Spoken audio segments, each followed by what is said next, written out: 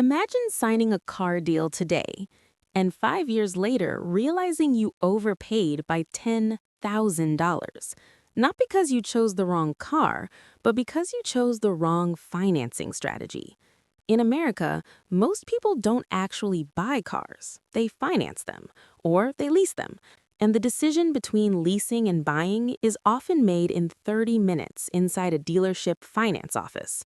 No spreadsheets, no long-term math, just monthly payment talk.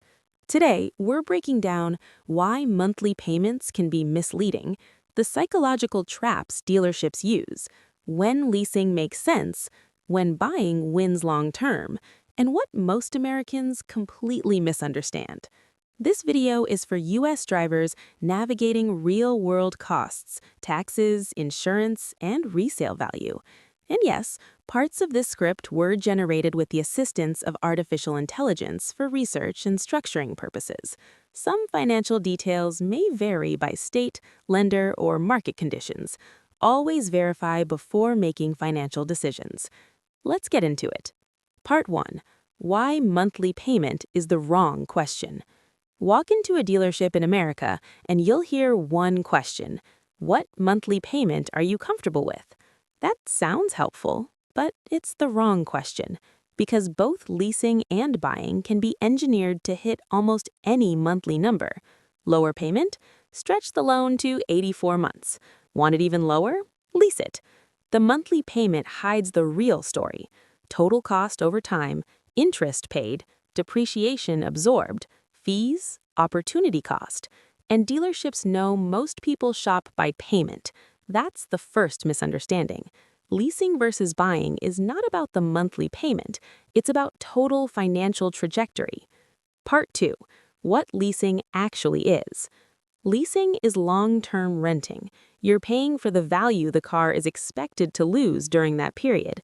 If it drops from $40,000 to $25,000 in 3 years, you're covering that $15,000 difference plus fees and finance charges. At the end, you give it back or buy it at the predetermined residual value. Companies like Toyota Motor Corporation, Honda Motor Company, and BMW structure leases with carefully calculated residual values to make payments attractive. Luxury brands especially push leasing hard. Why? Because it keeps customers cycling every 3 years. Part 3. What buying actually is. Buying, whether cash or financing, means ownership. If you finance, you're paying the full vehicle price, interest, taxes, and fees. But once it's paid off, it's yours. And that's the key difference. Leasing gives you lower short-term payments. Buying gives you long-term equity. After 5 to 7 years, a purchased vehicle often becomes dramatically cheaper per month because you're no longer making payments. That's something most short-term comparisons ignore. Part 4.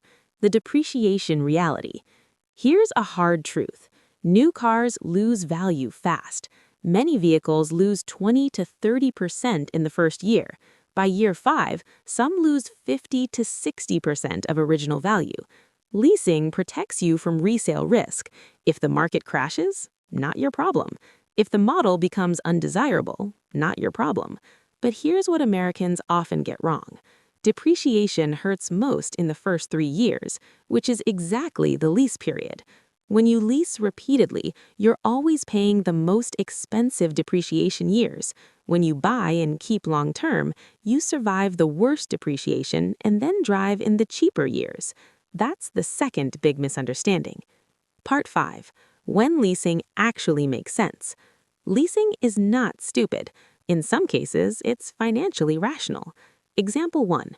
You upgrade vehicles every 3 years no matter what. Example 2. You want warranty coverage the entire time. Example 3.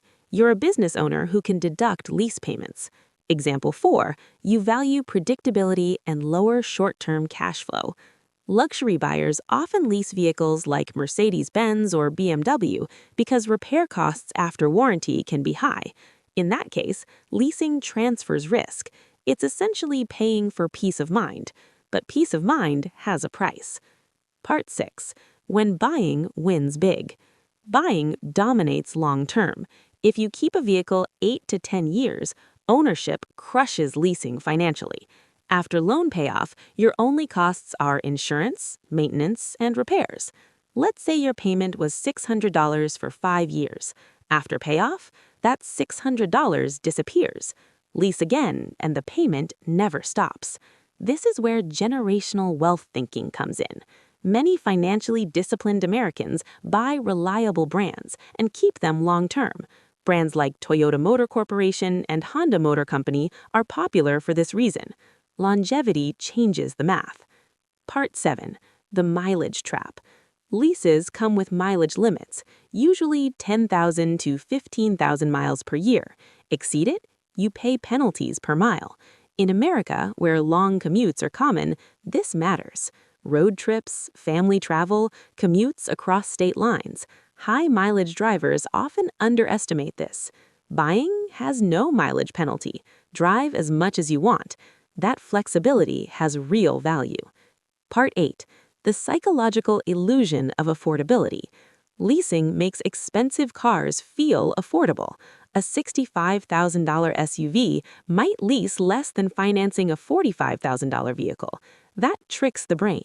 You think you afford the luxury tier, but you're not building equity.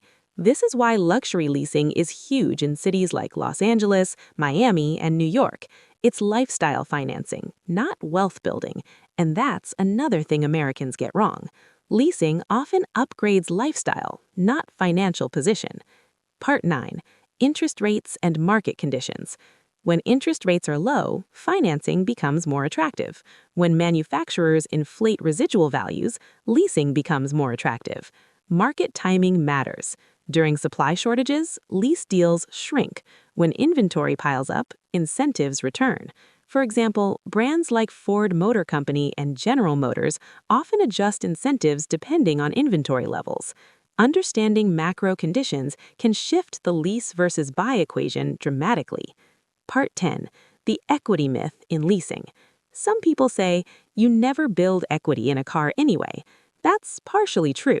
Cars are depreciating assets, but ownership still creates optionality. If you buy and market values spike, like during the 2021 used car boom, you can sell at strong prices. Lease customers don't capture that upside unless they buy out strategically. Buying gives control, leasing gives structure. Control versus structure. That's the trade-off. Part 11. The long-term wealth perspective. Let's zoom out.